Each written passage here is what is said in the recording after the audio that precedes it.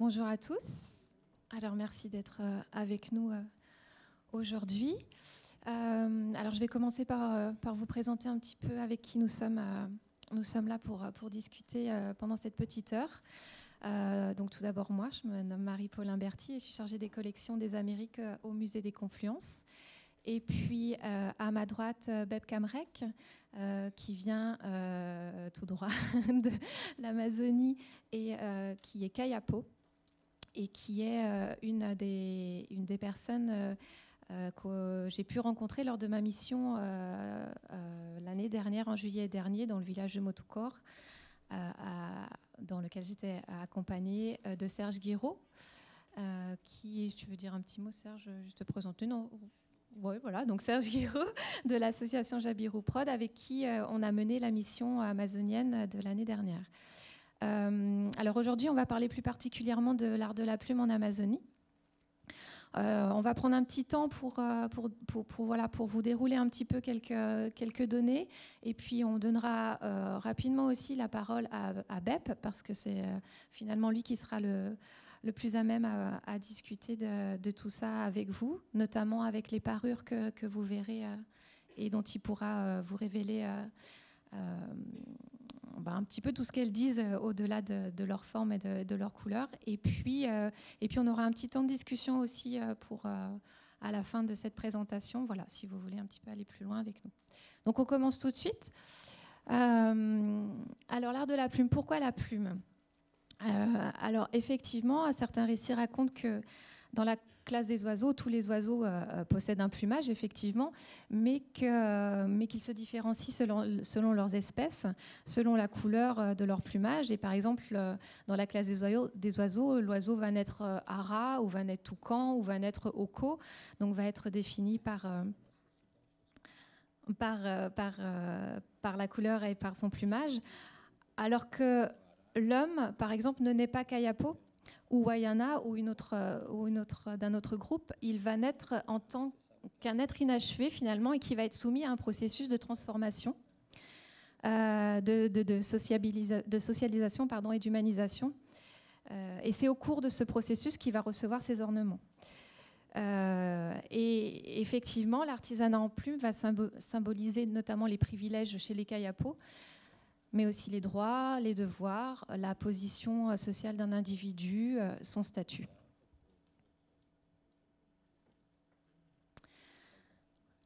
Alors c'est une expression singulière, effectivement, c'est une pratique qui est quasi commune à toutes les populations de l'Amérique tropicale, qui va permettre effectivement d'affirmer son identité ethnique, et puis également son identité sociale et culturelle, son appartenance à un clan, et qui va être régie par des codes et des contraintes socioculturelles. La morphologie, la technique, les combinaisons des couleurs d'un objet en particulier va dépendre d'un univers culturel propre à un groupe ethnique auquel appartient l'artisan. Alors, chaque groupe possède effectivement des ornements et des styles distincts qui permettent de les distinguer d'ailleurs, et qui va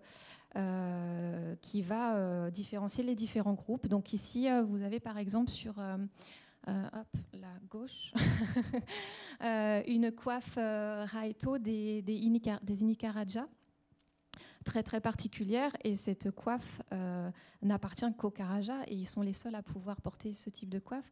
Au centre, vous avez la coiffe Krokrokti, dont Beb va pouvoir nous parler, qui est une coiffe Kayapo très spectaculaire.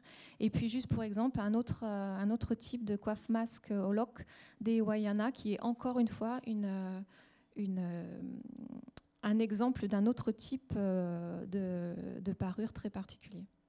Je vais passer la parole à Beb pour qu'il puisse nous en dire un petit peu plus sur la coiffe Krokrokti.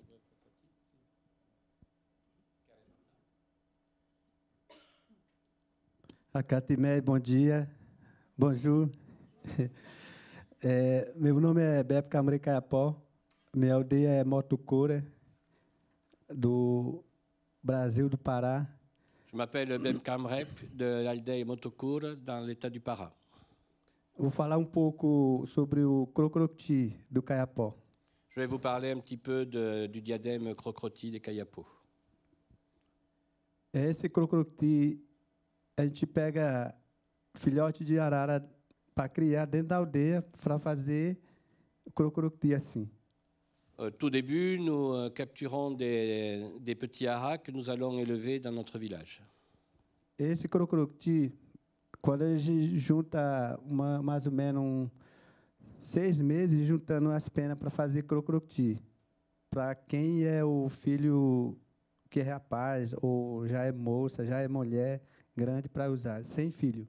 Et donc, la fabrication d'un tel diadème nécessite 6 mois de travail entre le prélèvement et la confection de la coiffe, et ce sera porté par des jeunes garçons, des jeunes filles et éventuellement des femmes.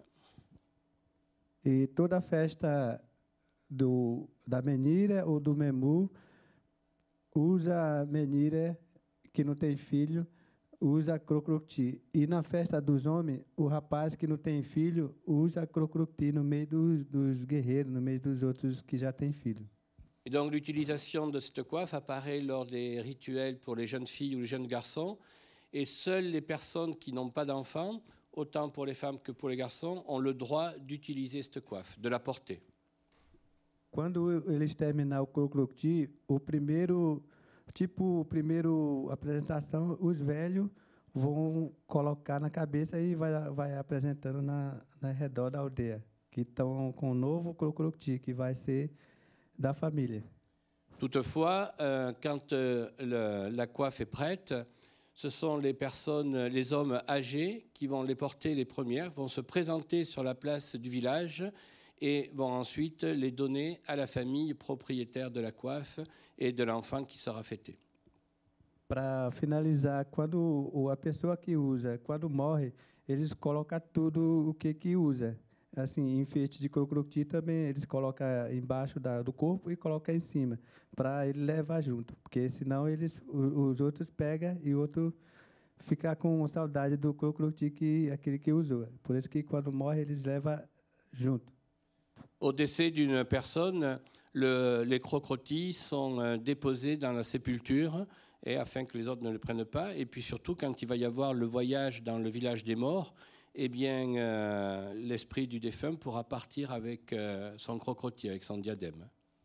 E quando o crocroti a gente fica usando, por exemplo, eu e minha mulher, nós temos filho grande, ele pode usar crocroti. Quando ela cresce e ter filho, a gente pode passar para outra família que os filhos não têm filho ainda. Eles podem usar durante a festa. Et donc, en fait, une famille propriétaire de ce crocroti, de ce diadème, une fois que les enfants ont grandi, qu'il n'y aura plus d'utilisation, on a le droit de passer, de transmettre l'usage de ce diadème à une autre famille. Ou a gente pode emprestar para outra família que não tem nada de enfeite, a gente pode emprestar, que aquele que não está participando da festa, nós pode emprestar para o outro que tem o rapaz ou uma moça para usar na festa. Et donc, de la même façon, lors d'une cérémonie, si une famille n'a pas cet ornement, on peut lui prêter. Taneia, Katimé. Il faut toujours y répondre à Katimé quand tu vous dis à Katimé. Hein. Voilà. Juste pour terminer sur cette diapo, mais vraiment rapidement, que ce soit le laretto, le crocroti ou l'oloc, en fait, leur morphologie correspond à des épisodes mythiques. Et on va reproduire, dans la dramatisation du mythe, eh bien, on va reproduire certains éléments qu'on retrouverait si on avait le temps pour lire ces coiffes. On aurait des épisodes mythiques de chaque groupe.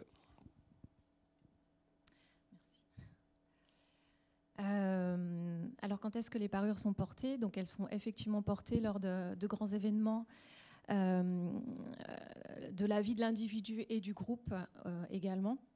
Donc, ça va être des diadèmes, des coiffes, des couronnes, des masques, des boucles d'oreilles, des ornements de lèvres. Voilà, tout un ensemble d'ornements différents. Ici, vous avez une photo d'une petite fille dont on a pu participer au rituel de nomination lors de notre mission. Et qui porte cette magnifique coiffe de plumes jaunes. Ça, c'est à la fin de la cérémonie de nomination de nom. Elle va recevoir son nom. En fait, les cérémonies chez les Kayapo débute, par exemple, pour cette petite fille, elle va avoir très peu d'ornements et au fur et à mesure du déroulement des cérémonies des rites, elle sera de plus en plus décorée. Et là, on va dire, c'est son 14 juillet, c'est le moment dans sa vie où elle sera la plus belle. Você quer falar pouco sobre esse cocá? O cocá, esse cocá amarelo, nós chama Acroquerê.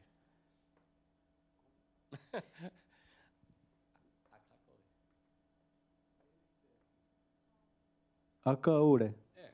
Porque acaúra só as meninas pequenas usam, até do colo pode usar, até com 10 anos ficar usando. Aí eles passam para o crocrocti. Quando o início da idade de pequeno, para receber a dominação, eles podem colocar para os filhos. Para ser, pode. Os rapazes pequenos também podem usar. Para receber, final da festa, vão receber os nomes.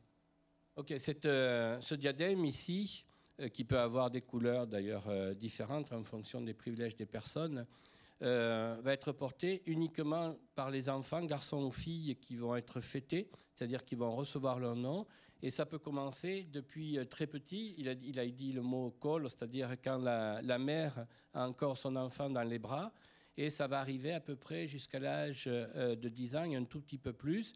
Et puis après, vous avez bien compris que dès qu'on passe à la classe d'âge supérieur, ce diadème est abandonné et on portera le premier qu'on vous a présenté, le crocroti. Essa imagem que vocês estão vendo aí, que ela já terminou todos os enfeites para se apresentar no meio da aldeia. Os homens sabem que o enfeite dela já terminou, eles vão caçar para terminar a festa para ela receber os nomes. Eu acho que ela vai receber o nome de 138, mais ou menos, nomes assim. Et donc, ce que vous pouvez voir sur cette photo, cette jeune fille est maintenant entièrement parée de tous ses ornements. C'est un signal envoyé à la communauté, comme quoi la jeune fille va recevoir officiellement son nom. Les hommes vont partir à la chasse et il y aura un banquet qui sera offert en l'honneur de cette jeune fille et elle aura environ 38 noms. Il y a des noms qui sont donnés de la fois du côté du père et du côté de la mère. Beb Kamrek, il est incapable de vous donner tous ces noms, c'est sa mère qui les connaît. Il possède plus de 200 noms.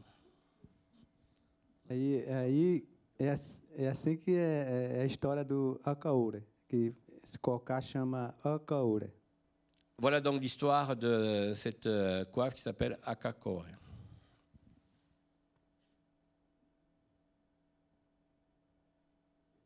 Juste un petit mot sur la diversité des variétés d'oiseaux. Donc effectivement, une grande diversité disponible en Amazonie.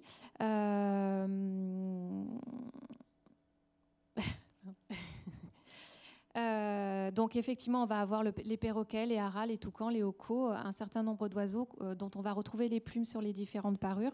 Je fais un petit peu plus vite sur cette partie-là. Donc pour vous montrer un petit peu à partir de l'oiseau en tant que tel, les parures qu'on va pouvoir confectionner. Donc ici, on a des ornements Rigbatsa, donc de la population Rigbatsa, avec des plumes de hara macao. Le hara à différentes espèces, un certain nombre d'espèces qu'on va pouvoir, comme vous pouvez voir ici, on va pouvoir trouver des objets avec des plumes de ces différentes espèces-là. Le hara, c'est celui qu'on va retrouver le plus généralement dans la plumerasserie. Il y a le hoko aussi. Le hoko aussi, exactement. Ici, on a le toucan, avec des exemples de parures nasales Rigbatsa également. Oui. Si on peut juste revenir au toucan, en fait, la livrée de plumes sera assez limitée. C'est très peu. Oui. Ça dépend des espèces d'oiseaux. Par exemple, si on reprend la coiffe jaune, ça, ce sont des plumes rectrices d'un oiseau qui s'appelle le grand cassique huppé, qui a juste quelques plumes jaunes à la queue. Donc, imaginez le nombre d'oiseaux nécessaires pour la confection d'un tel diadème. Et dans le cas de la photo que vous avez à l'écran, le toucan, on va venir lui chercher des plumes ici de la poitrine ou du croupion.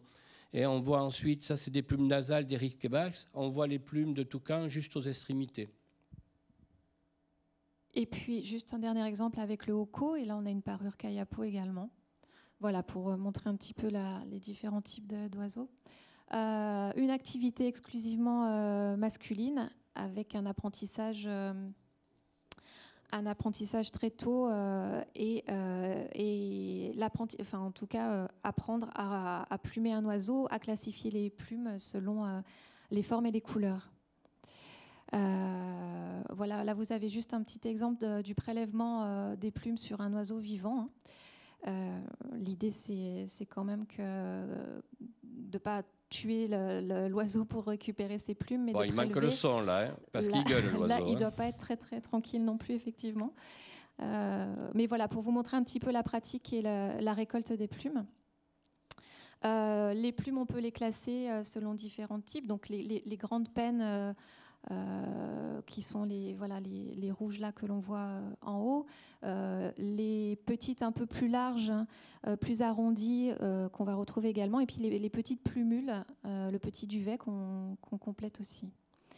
La parure, elle peut aussi se décliner avec d'autres types de matières premières ajoutées à la plume.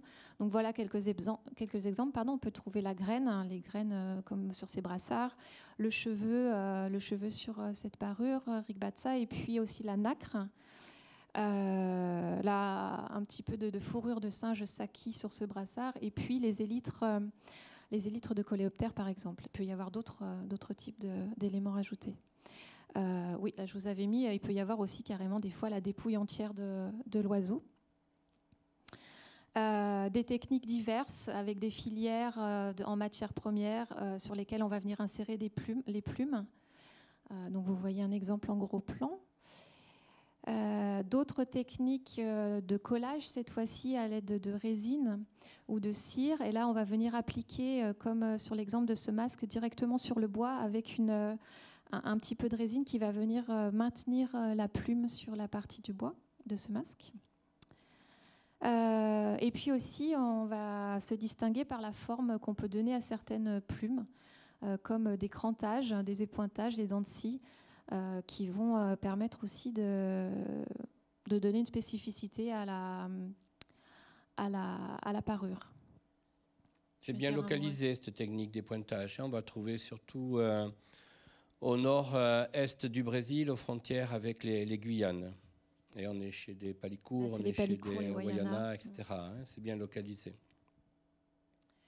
Il existe aussi une technique de modification de couleur de plume, où effectivement on va venir changer la couleur de la plume par différentes méthodes. Je vais te passer la parole, Serge, si tu veux qu'on... En tout cas, moi, je n'ai pas l'explication. Pourquoi les Indiens ont mis ces techniques, donc qu'on appelle tapirage, de modifier de façon naturelle ou artificielle la couleur des plumes, puisque normalement, la nature offre un spectre de couleurs suffisamment large. Et donc, les techniques varient. Il peut y avoir d'abord la technique la plus simple, comme vous avez vu tout à l'heure sur l'image du perroquet. On va arracher violemment les plumes et lors de la repousse, un petit peu, vous savez, quand les cheveux, quand ils meurent, ils tombent et quand ils repoussent, ils sont censés être plus brillants. Mais ça sera la même chose pour le perroquet. Quand les plumes vont repousser, à l'origine, elles seront plus brillantes et donc plus belles pour la coiffe. Sinon, il va y avoir d'autres techniques un petit peu plus sophistiquées. C'est la modification de l'alimentation. Chez les tapirapés, par exemple, on va donner des œufs de tortue, de la graisse de tortue. Et par un phénomène physiologique, ça va attaquer le foie et par réaction, le perroquet donnera des plumes différentes. Et il y a également le frottement de l'oiseau avec des substances irritantes où les plumes, là aussi, repousseront différemment. Mais la technique la plus sophistiquée que je connaisse, nous sommes dans le Mato Grosso, chez les Enawenenawe. On va capturer une petite grenouille, vous voyez le petit batracien ici, qui sécrète sur son épiderme un poison qu'on récolte à l'aide d'un petit bâton. Cette potion magique, là, ce venin, va être mélangé avec un jus de roucou. C'est une graine mélangée qui donne la teinture rouge. Et on va faire ça sur des oiseaux, sur des amazones. Et au préalable, on va retirer les rectrices, les caudales, ça va dégager un petit canal, un petit trou, le fourreau de la plume, et à l'aide d'un bâton, on va déposer ce mixage de poison et de roucou, donc à l'intérieur du fourreau. On peut passer l'autre diapo. Et regardez un petit peu ce qui se produit. Quelques semaines plus tard, l'Amazone, qui a normalement un plumage tout vert, eh bien, les plumes rectrices qui étaient vertes deviennent jaunes avec des nuances vermillon orangées. Et voilà ensuite la coiffe qui est portée lors d'une cérémonie. Et donc là, nous avons des plumes qui ont été transformées.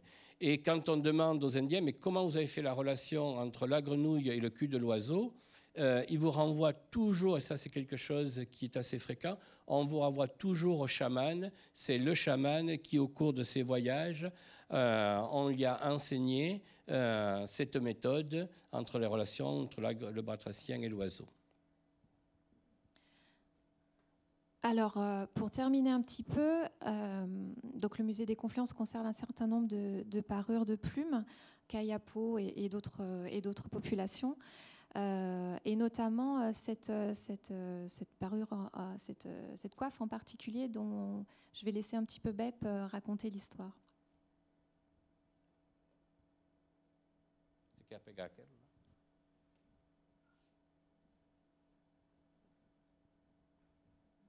Isso aqui, né? Esse aqui esse tamanho aqui é para quem é noivo e quem está finalizando a festa do noivo para casar. Eles colocam na cabeça. Aqui. Cette coiffe est portée pour les garçons qui sont en rituel de fiançailles ou qui terminent leur fiançailles. Eles colocam cera na cabeça de mel, aí enfia, aí toca bem aqui. Até quando ele se movimenta na festa, aí fere aqui.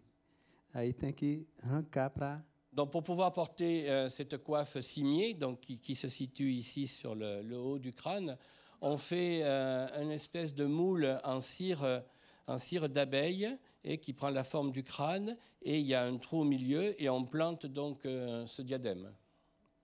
Por isso que é assim, quando a gente usa esse aqui é todo mundo usa, mas tem vermelho tudo vermelho que é privilégio de uma família. A gente não pode colocar para nosso filho. Só esse aqui, se meu filho tem privilégio, a gente coloca a nossa pena.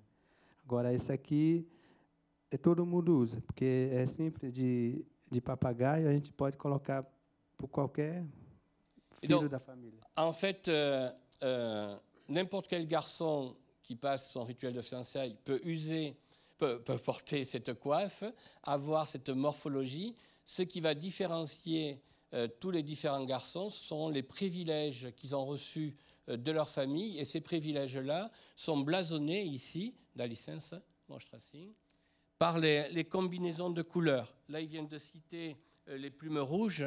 Ça, ce sont uniquement les garçons qui ont le privilège de pouvoir avoir ces plumes rouges au milieu qui pourront avoir cette combinaison.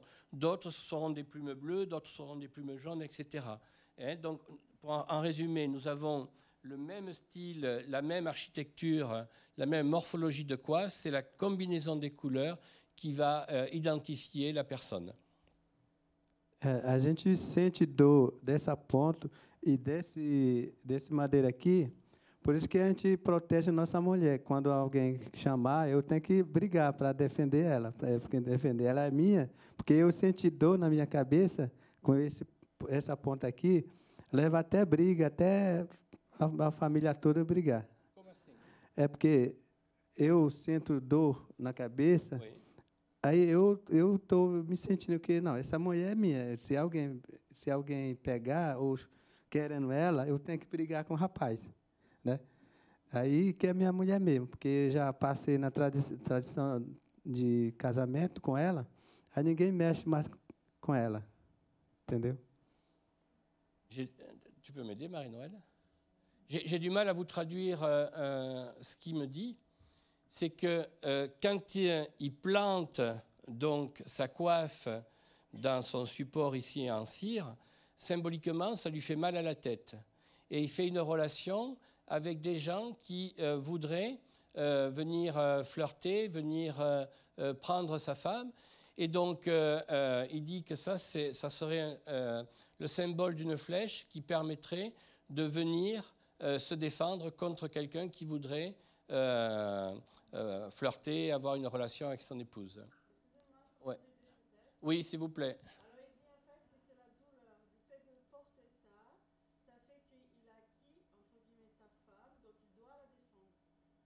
Ouais, mais ouais.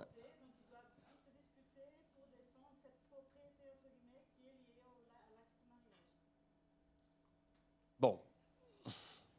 Eh bien, vous allez vous débrouiller avec ça. Hein? Ok.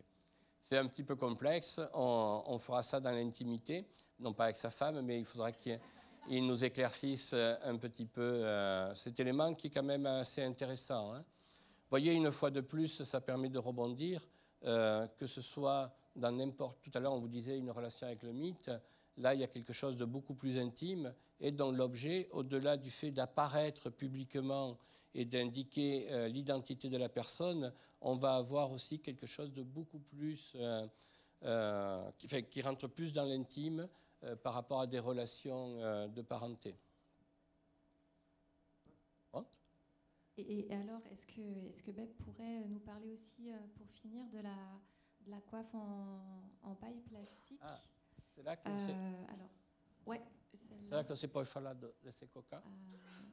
Voilà, nous raconter un petit peu l'histoire de cette coiffe qui, pour le coup, n'est pas faite de plumes d'oiseaux. Mais en paille plastique. Voilà. E je vais laisser Bep raconter un peu l'histoire. Esse foi inventado agora, né? Para nós. Porque esse aqui é um canudo, onde a gente bebe suco, a coisa líquida. Esse aqui é para os pessoal que já é pouco adulto, assim. E tem outras cores, mas a gente não trouxe para apresentar. Nós trouxemos só um para daqui, né? Aí, esse canudo é para... Cada groupe faz suas cores. Donc là, nous avons une coiffe d'invention récente. C'est nous qui avons inventé ces coiffes. Elles sont fabriquées avec des plumes, des chalumeaux à boire en plastique. Et il dit que ici, c'est porté par des adolescents qui vont devenir des hommes. Et en fait, on revient toujours sur le même système, comme vous disiez tout à l'heure, avec la combinaison des couleurs. Et même si le matériel a changé, on va quand même respecter la même combinaison de couleurs par rapport aux privilèges des personnes. Et donc, ce n'est pas le fait d'avoir du matériau hétéroclite qui ont été empruntés, notamment à notre société, qui va changer fondamentalement le système de transmission, le système de port de ces ornements. Usamos na festa de Curucangu. Usamos essa festa. Festa de mandioca. Et cette coiffe sera apportée essentiellement lors de la fête du manioc. Sim. Si?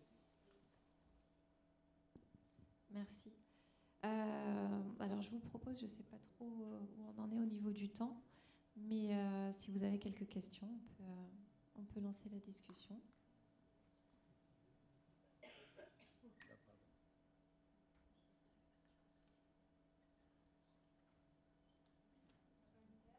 Oui.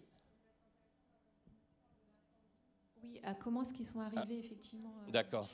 Alors, à la première utilisation. En fait, l'invention de cette coiffe ici en plastique, en paille, ne vient pas de leur village. Hein. Vous savez que la nation Mebengokre, c'est le vrai nom des Kayapo. On utilise le mot de Kayapo, mais on ne devrait normalement pas, on devrait les appeler Mebengokre. Sont sur un territoire assez large qui part du nord du Mato Grosso jusqu'à environ au centre-est du Para. Et il y a plusieurs groupes, et ils parlent tous le G. Et lors de la préparation d'une cérémonie, il y a eu un incendie et toutes les maisons ont été détruites, presque toutes les maisons du village ont été détruites, et notamment le stock de plumes. Et ils étaient en train de célébrer, on était dans un rituel d'imposition du nom. Et donc les Indiens se sont interrogés en pensant, est-ce que nous annulons complètement la fête ou comment on peut pallier l'absence de plumes. Et il y a un Indien qui a dit, mais moi, je vais vous régler le problème. J'ai des pailles, j'ai chez Chalumeau, eh bien, on va faire des coiffes comme ça, ce qui a été le cas. Et à partir de maintenant, eh bien, tous les kayapos utilisent ce genre de coiffe. Et on a toujours la plumasserie qui est là, mais vous avez bien compris, enfin, vous savez qu'avec la pression de déforestation et puis même les chasses par les Indiens eux-mêmes, les oiseaux se font de plus en plus rares. Et donc, eh bien, on va réussir à se substituer le plastique à la plume. Et donc aujourd'hui, c'est rentré dans la tradition. Nějaký você si levanta so rapidinho para mostrar o vestido. C'est la même chose.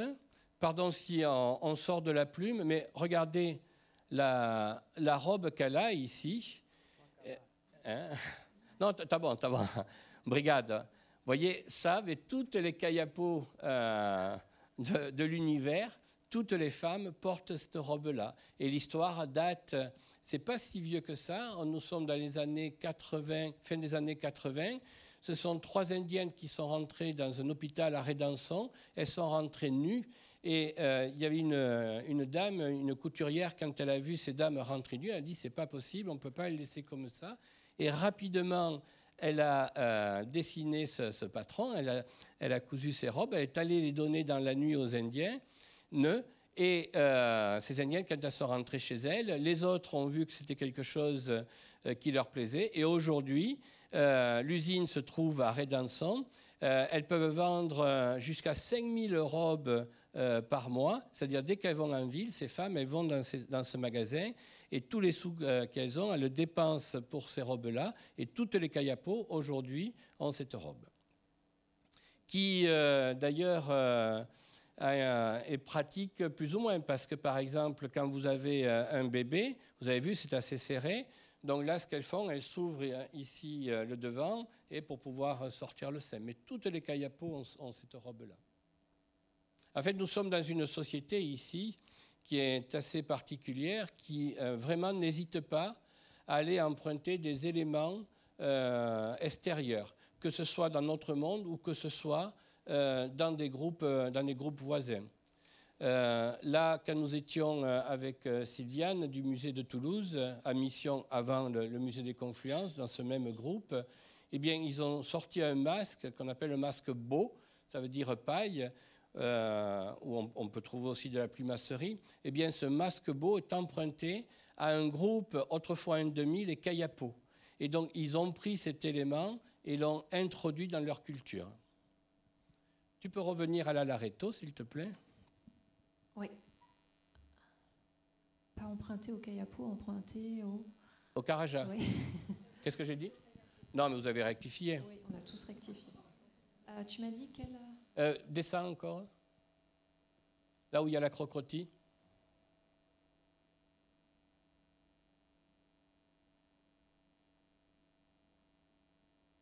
Voilà. Hop. Celle-ci. Ça, c'est Karaja.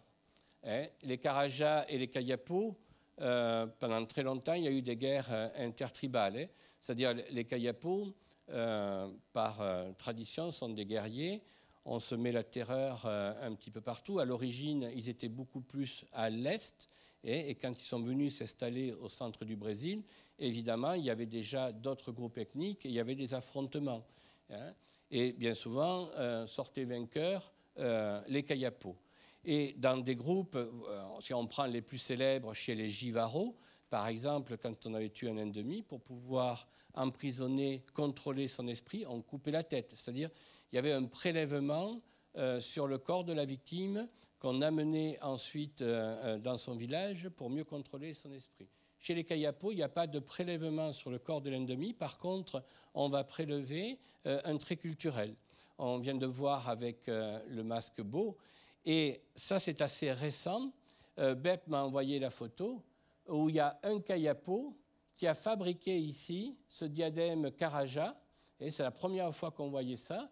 Il a respecté un petit peu la structure, si ce n'est qu'au milieu, ici, la bande noire, au lieu d'avoir ces plumes de canard ici, ils ont mis un diadème comme celui-ci, mais sans les plumes par côté.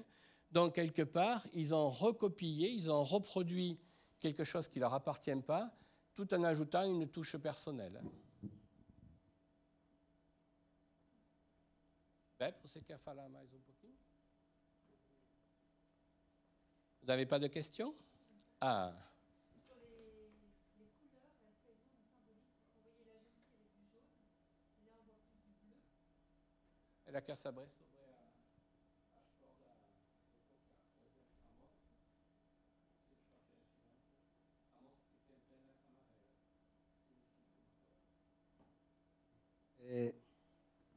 a Kaura, eles têm 3 tipos de cores.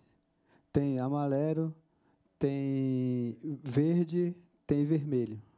E tem outros cores de vermelho com branco. É apenas só do Mato Grosso, que os Caiapó Mato Grosso faz. Branco com vermelho, assim, bem claro.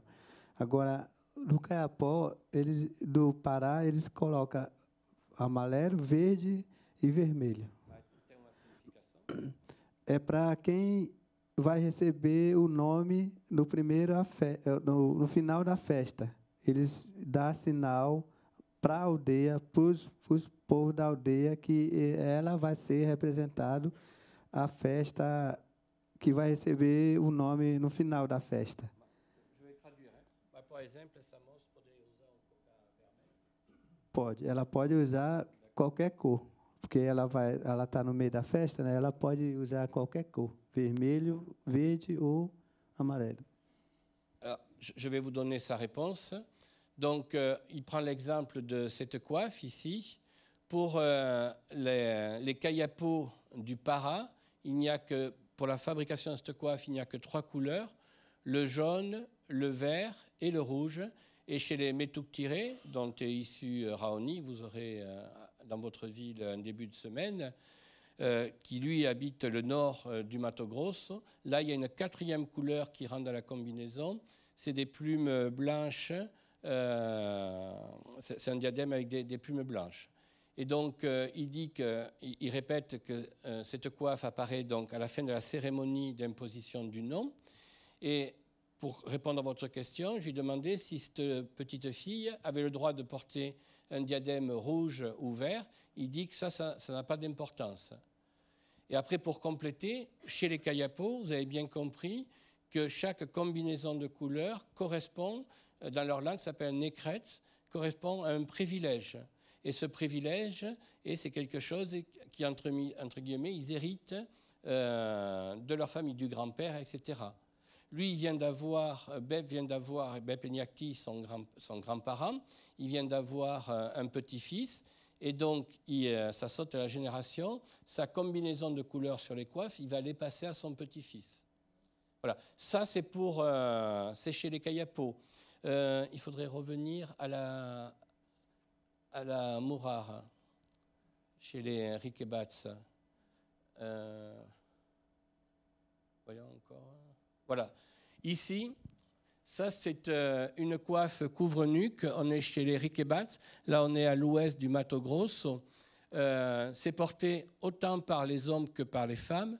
Mais regarde, nous sommes ici dans une société de clans. Et notamment, si on traduisait les clans, on aurait le nom d'oiseaux. Et ici, sur la bande frontale, en fait, on va avoir blasonné son clan.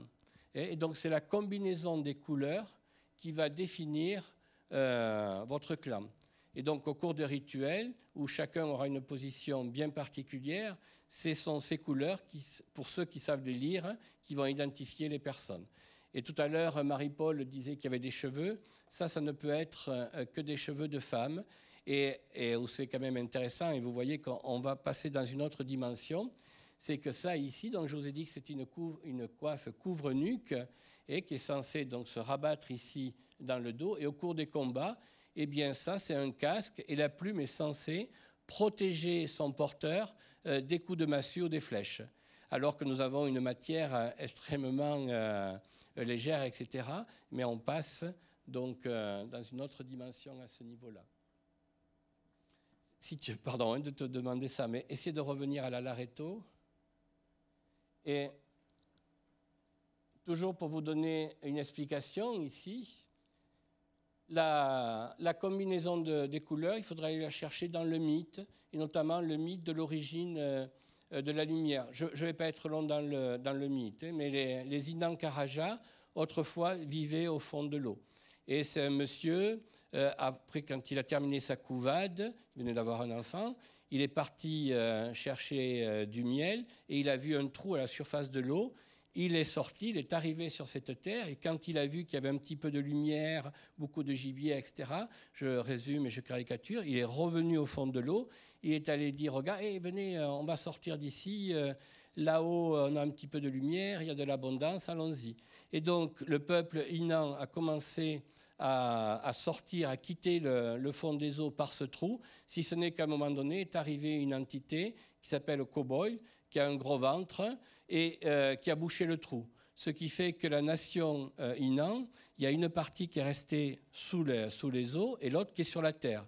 Mais à l'époque, quand ils vivaient sous les eaux, il y avait l'immortalité. Et quand ils vont arriver sur la terre, il va y avoir une faute d'une femme, c'est bien souvent comme ça qu'arrive le chaos, et il va y avoir la mort. Et aujourd'hui, il y a 3 paliers, fond des eaux, la terre et le niveau céleste. Bon.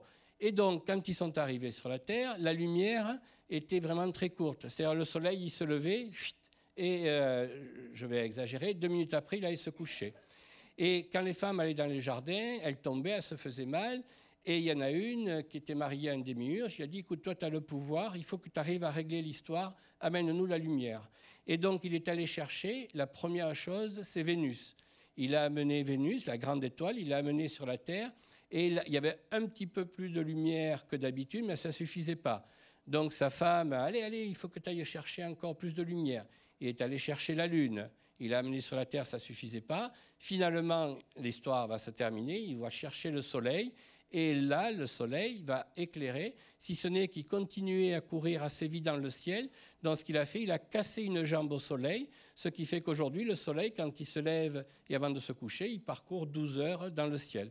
Eh bien, ici, nous allons retrouver sur cette coiffe la bande noire, vous avez compris, c'est Vénus. La bande blanche, c'est la Lune. Et ici, vous avez les rayons du Soleil. Voilà donc ici une explication de la combinaison des couleurs et de la morphologie.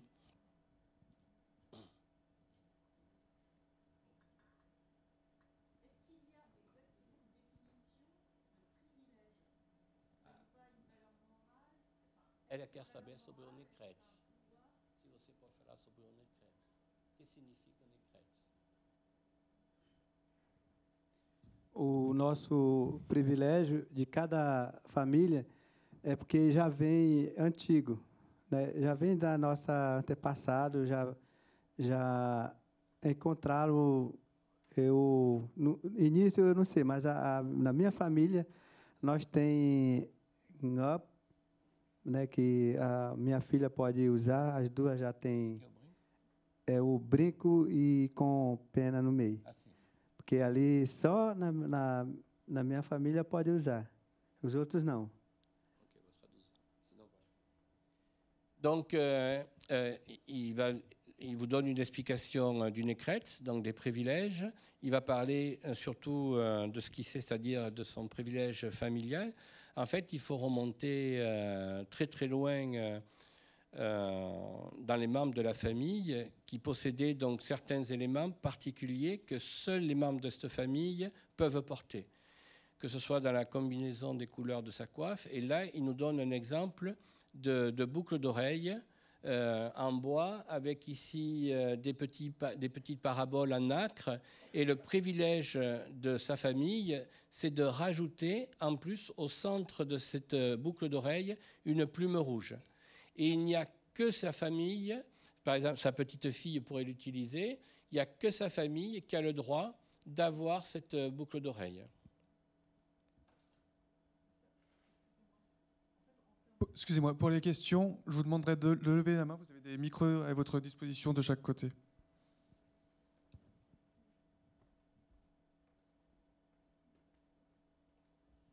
Excusez-moi. Mais en termes de privilèges, en fait, nous, dans nos sociétés occidentales, ça va plutôt être, on pense tout de suite à, je sais pas moi, la justice, des choses, la médecine. Est-ce que là, le fait de rajouter une plume, ça veut dire quelque chose comparé à notre société occidentale, ou ça n'a rien à voir? Il me semble que ça n'a rien à voir. C'est que dans beaucoup de sociétés, notamment en Océanie, et plus particulièrement en Mélanésie, où on est dans des systèmes de don contre don, où le privilège sera plutôt de donner que de recevoir. Et plus on donne, et plus on sera riche. Dans ce cas-là, il ne s'agit pas d'être supérieur à quelqu'un, comme des big men en Océanie, mais on va identifier tout ce clan familial, ne prenez pas le mot clan à la lettre, toute cette famille par certains artifices, mais pas forcément dans des privilèges ni politiques ni sociaux. C'est simplement un moyen d'identifier. Dans le cas ici des Kayapos, dans d'autres groupes, bien souvent, quand on voit cette coiffe, on s'imagine que c'est le chef qui porte ça. Et on est un peu influencé peut-être par les westerns, la coiffe du chef. Donc, il peut y avoir des ornements spécifiques pour certaines personnes, mais en règle générale, il va y avoir une certaine démocratisation de l'usage du port de la plume. Mais ça ne sera porté, donc vous avez bien compris, qu'à certains événements où on va rentrer dans l'extraordinaire, c'est-à-dire l'ordinaire où on peut porter certains effets, mais comme nous, à un mariage, on ne va pas arriver à un mariage comme on est là aujourd'hui. On est censé avoir le costume de mariage qui va avec. Et bien là, c'est un petit peu pareil. Et pour revenir sur les privilèges, c'est difficile, me semble-t-il. J'ai du mal à lui traduire après, mais il me semble qu'on n'est quand même pas dans les mêmes valeurs que dans notre société. Bonjour. J'avais une question concernant la collecte qui a été effectuée par Toulouse, par le musée de Toulouse, puis par le musée des Confluences. Et je voulais savoir comment ça s'était passé avec les Kayapos, puisque ce sont des coiffes quand même qui ont une valeur symbolique et forte dans le village. Je me demandais si vous en aviez. Alors, Sylviane, si tu veux venir dire quelque chose. Alors, concernant les plumes, il est aujourd'hui impossible pour nous de ramener des plumes parce qu'on est soumis à des contrôles. Les espèces comme les haras ou comme ce que vous avez pu voir sur les diapositives sont des espèces protégées, des espèces menacées. Donc aujourd'hui, on ne pourrait pas acheter de pièces de plumasserie, que ce soit chez les Kayapos ou nulle part ailleurs, d'ailleurs en Amazonie, puisque nous ne pouvons pas sortir du territoire de telles pièces. Les pièces que vous avez vues ici, notamment le crocrocti, sont des pièces plus anciennes qui sont entrées avant que nous ne puissions plus récolter ce type de pièces. Donc, que ce soit avec Sylviane ou que ce soit pendant ma mission, nous n'avons pas acheté de plumasserie, nous n'avons pas recueilli de plumasserie. Le plus important finalement, en tout cas à mes yeux, mais peut-être que Sylviane pourra en dire plus, c'est toute l'histoire qui va derrière. C'est-à-dire que le crocrocti que j'ai en collection aujourd'hui au musée des Confluences, l'histoire que vient de raconter Bep ou l'histoire qu'on aurait pu recueillir sur place vient finalement compléter complètement l'objet, j'allais dire presque plus que si on en avait acquis une comme ça, sans avoir toute son histoire. Donc voilà pour la plume.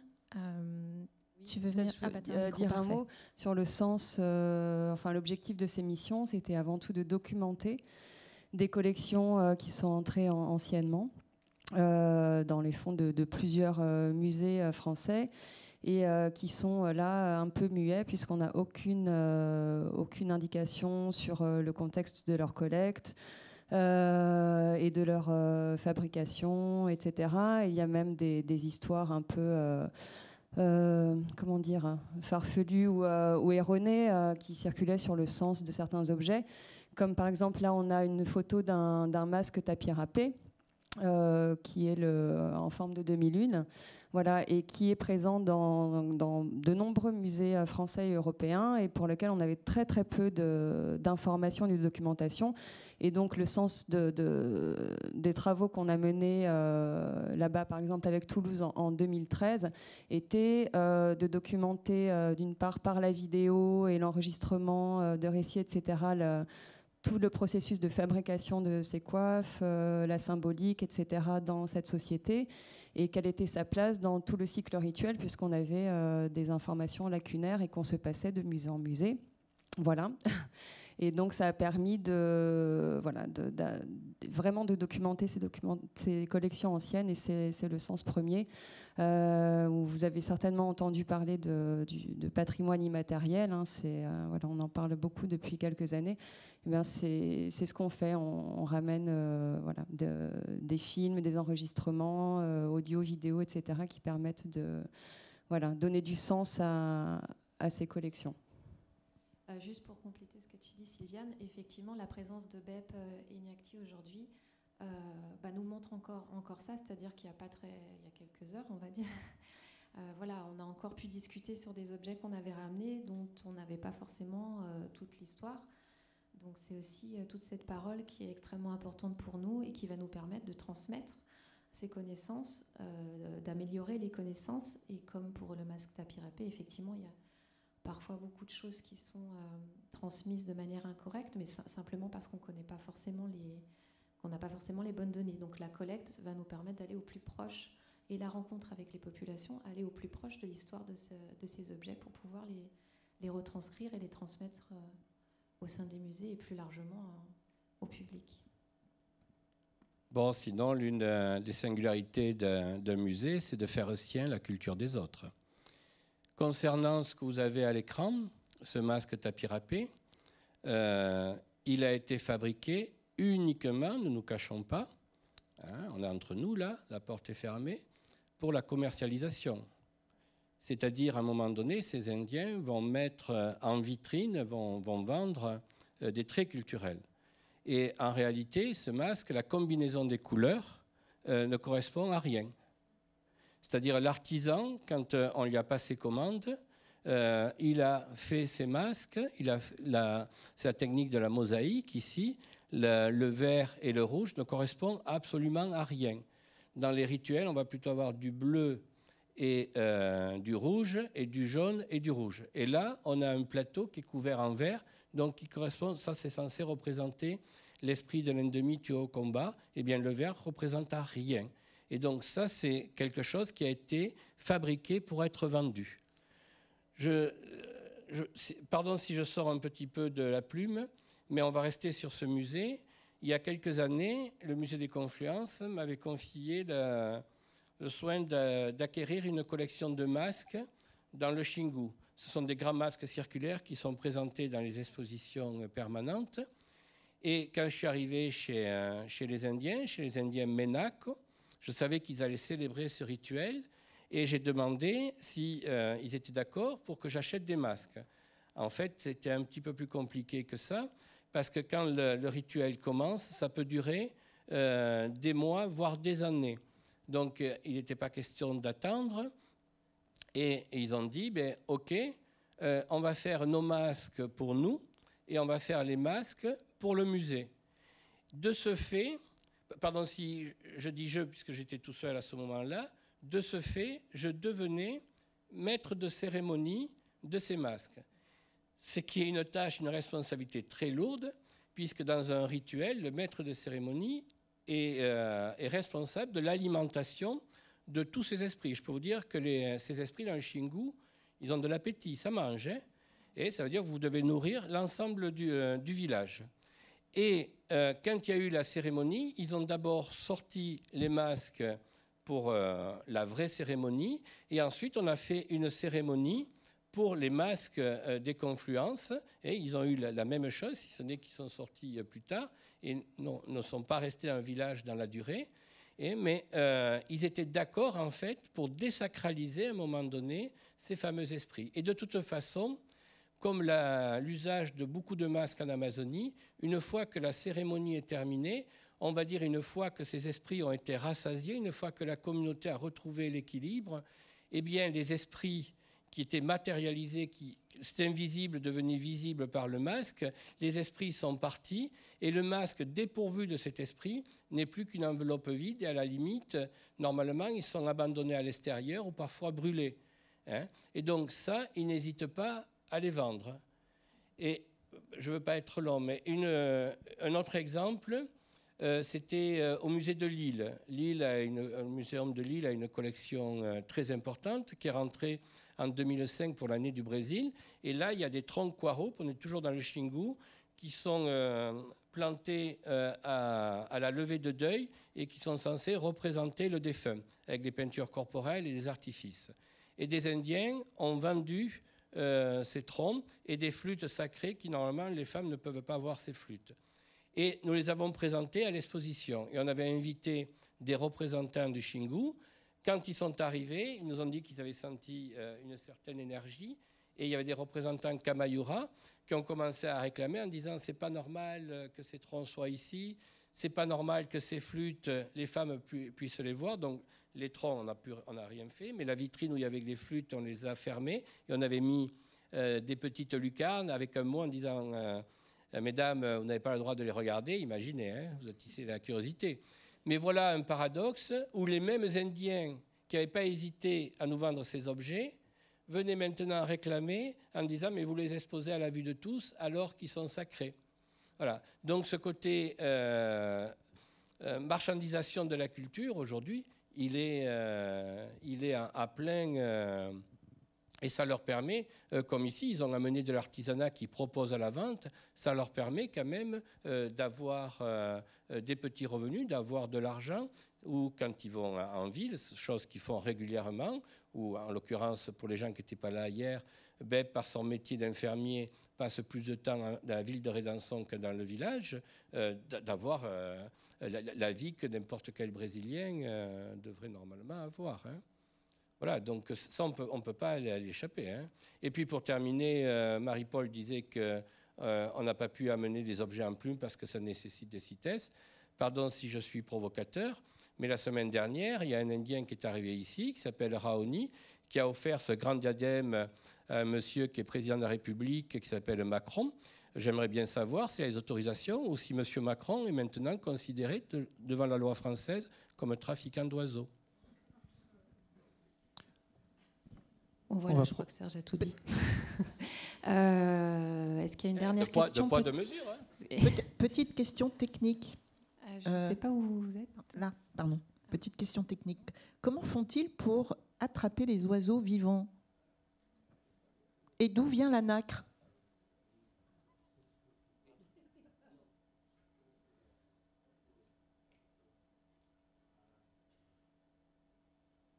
É porque a gente caça, assim, eles vão, onde tem muito, eles vão passar, deixa a aldeia, passar 15 dias procurando.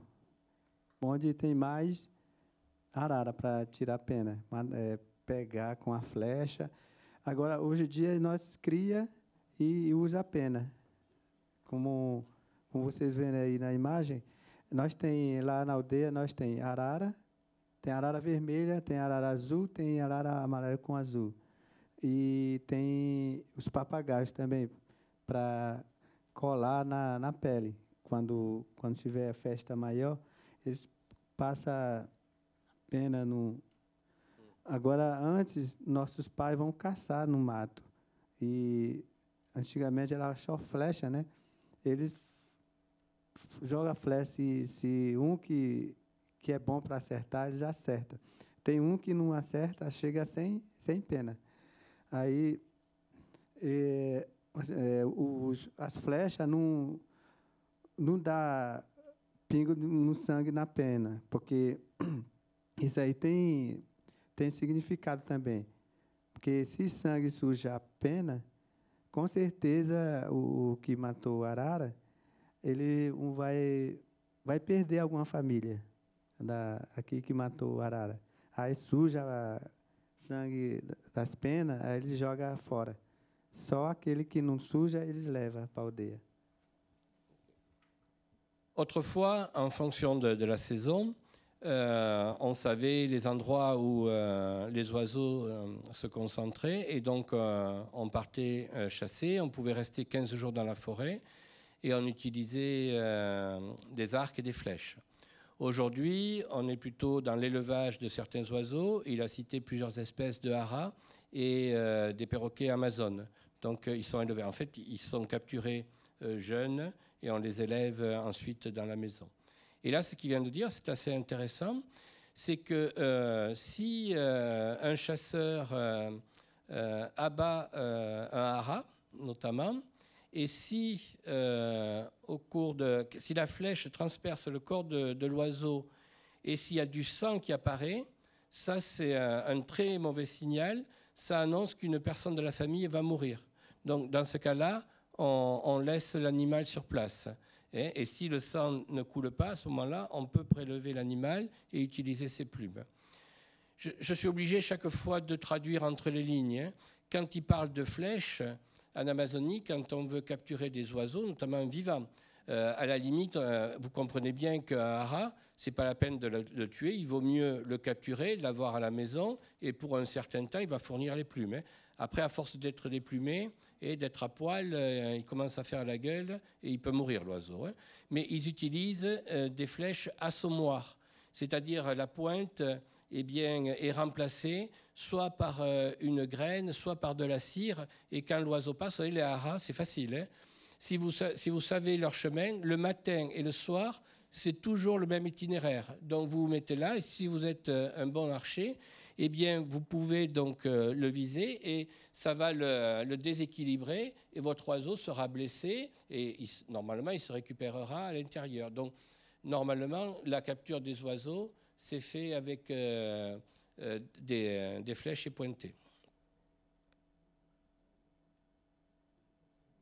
Merci pour cette belle présentation. Oui, on est arrivé au bout. Alors on va remercier. Ok. Nós estamos felizes aqui contando a história das penas e porque eles me chamam que eu falo muito, mas assim a gente já contou, vocês já entenderam alguma coisa, mas eu quero que vocês assim atenção para nossa explicação. Et muito obrigado que nós estamos aqui presentes na frente de vocês. Voilà, je vous remercie d'être venu et puis je suis très honoré d'avoir pu présenter ma culture, même si le monsieur à côté m'a dit de parler très peu. Voilà. Bon, c'était sa pensée. Et voilà. Bon, donc il a pu vous donner quelques explications et peut-être que vous avez maintenant une meilleure compréhension de l'usage de la plume.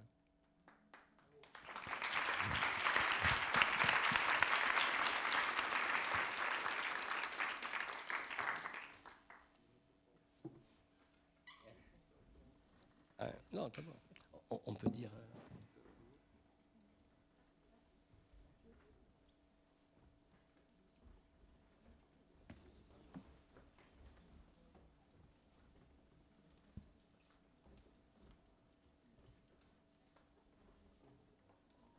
Si des personnes sont intéressées par quelques objets, non pas en plume, puisque vous avez bien compris que c'est interdit, mais il y a des bracelets, il y a des colliers, il y a des vanneries que peut vous présenter rapidement et vous vendre Beb Kamrek et Nyakti.